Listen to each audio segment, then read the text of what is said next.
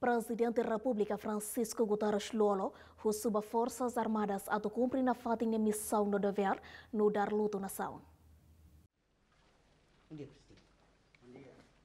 Chefe Estado-Maior-General Falantil Força Defesa Timor-Leste, Major-General Hernán Timor, informa que foi um encontro semanal com o Presidente da República Francisco Guterres Lolo e a Palácio Presidencial Nicolau Lobato vai repetir de quarta-feira semana.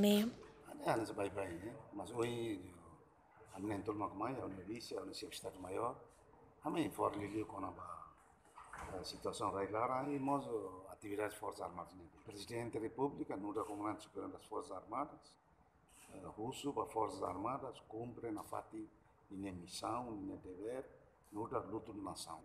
Eu apelo a a juventude, confiar na fati de liderança. E se ele na fati tinha nação de Baoin, e ele agora está preocupado que tinha situação do coronavírus. É muito importante. E encontro no Chefe Estado-Maior-General Falantil Força Defesa Timor-Leste, Major-General Hernán Timor, acompanha o Chefe Estado-Maior Brigadeiro Falo Ratelai, no Chefe Estado-Maior Coronel Coliati. Reportagem TV.